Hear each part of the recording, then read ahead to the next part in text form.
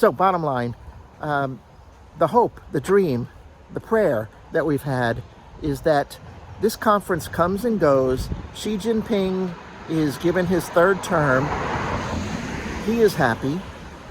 Everyone is settled down. And then we can start opening up again.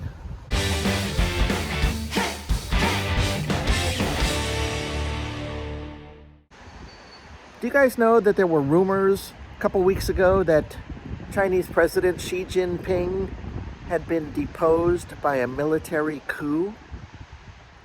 Good morning. I'm here at East Lake in Wuhan, China. And yeah, there were these stories floating around after President Xi had gone to Kazakhstan on a state visit, and then he hadn't been seen in public for, I think, more than a week. This was just a couple weeks ago. And suddenly there were all these rumors about a coup. And, whatever. Yeah, I wouldn't put any credence to it. But then, major news outlets like the New York Times picked up the rumor, which I thought was, is there something behind it?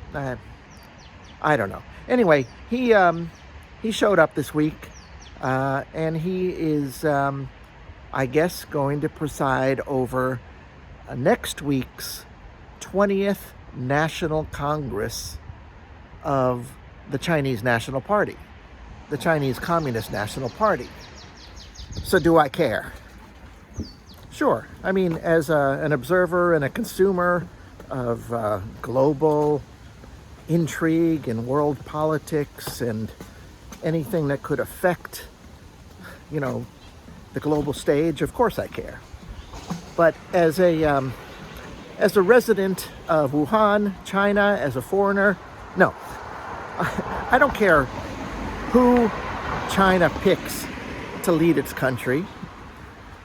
I would prefer that there were no military coups, no violence, no peril.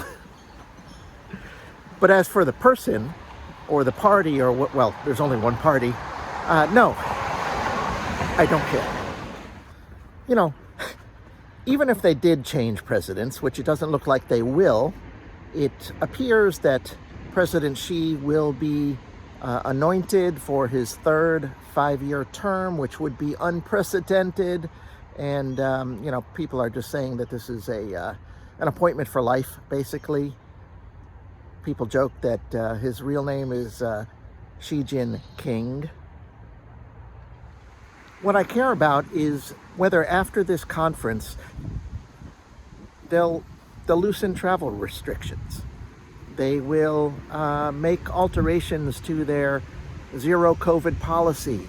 They will let me fly home for winter break and come back afterwards. I feel like this has been one long, interminable, never-ending episode of waiting for Godot. A lot of people here, Chinese and foreign alike, have been pointing to this Congress as maybe the time. Maybe it'll be 3 years this January since, let those cars go by. It will be 3 years this January since the original lockdown here in Wuhan. A lot of memories about that. Yeah. 76 days lockdown, not knowing what the outcome would be, long before vaccines, long before any knowledge of what the disease was. Yeah, those were times. But about relaxing the travel restrictions, there really has never been any official word from the government that they're even considering this.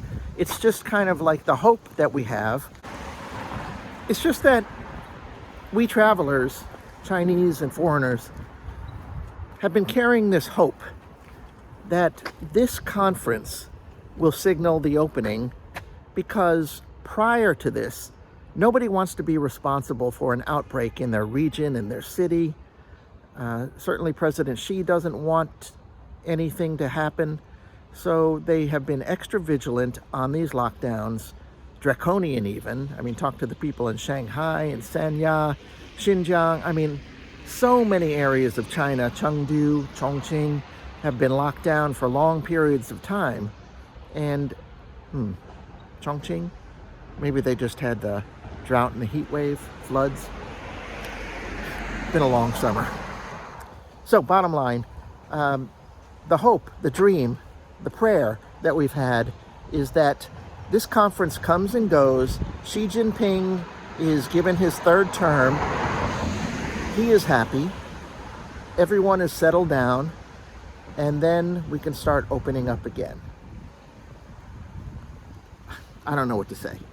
I spent the last 3 years waiting for summer vacation and hoping that they would open it up. And then it didn't happen. And then saying, okay, another 6 months, and for the Spring Festival break in January and February, they'll open up. And this cycle has repeated itself. Yeah, I'm very frustrated, very tired of this. I'm very sick of this. There's nothing I can do. Yeah. Since I don't know what to say, let's just take a look at East Lake. About 7 o'clock in the morning.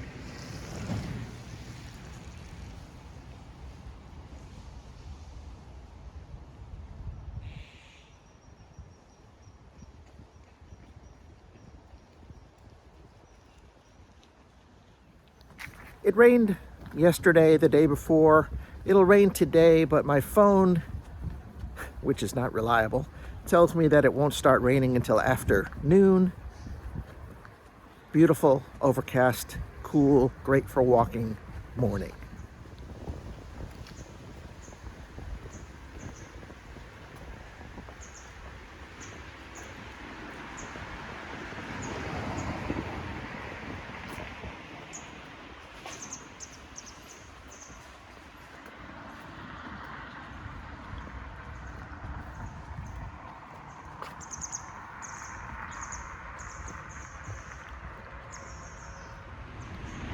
I used to work in Beijing, so I have witnessed these conferences before.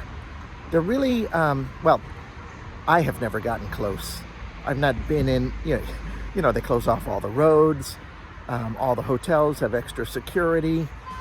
But what is interesting from my point of view when these things roll into town is how people roll out of town. Seems like the first thing they do is clear out all the street vendors, all the food carts. They just go street by street telling them that they're going to have to move, and people know that anyway. And so, my tradition back then was to get a street cart breakfast or snack, and suddenly they're nowhere to be found. I don't really understand the purpose of taking the street vendors off the street. I don't even know if they're technically legal to be there, but of course they are. It's part of Beijing's everyday life. I don't know, did they just want to pretend like we don't have street vendors? Anyway, back to travel. I could be wrong, but it just seems like China is, the only country that is still doing this nearly 3 years on. And doing this, when I say that, it's just everything. And for me, of course, it's the lack of the ability to travel. To be honest, most of it is pretty benign, at least in my everyday life. After this walk, I am going to get a COVID test. I'll probably wait in line no more than 5 minutes. The test is free, and then I'll have a green QR code for another 2 days before I take the test again. My biggest fear, besides getting sick, would be being sent to the hospital if I was, even infected but asymptomatic. God knows what those hospital, dorm rooms are like. Yeah, I don't want any part of that. So yeah, that thing, it just hovers over us. We have been locked down, the original lockdown, and then Earlier this year, our apartment building was locked down for 3 days. That's really not a problem. Doesn't really even bother me. It's just I don't want to end up in a Chinese hospital. Yeah, I don't know what the conditions are like at these COVID factories. I just have the fear of going in there perfectly healthy and coming out, not. Am I wrong, though, about China being the only or one of the very few countries that hasn't relaxed its restrictions? Be it, the testing, but more importantly, the locked borders. I mean, the borders are not locked. I can leave anytime if I can get a flight. Getting a flight out is not that difficult. It's getting back into the country that is difficult. There are so few international flights, so much red tape. The expense is huge. They got to end this. President Xi, will you end it, please? Well, I'm going to end this video now.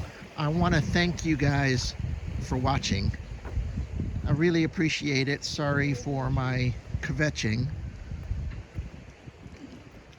I just saw this guy climb out of the water. Little polar bear action. I mean, it's not very cold. I think it's 58 degrees. Anyway, thanks for watching. If you have a comment, please drop one below. Press the like button, please. And share this video. Sharing is caring. All right, take care, everyone. I'll catch you next time.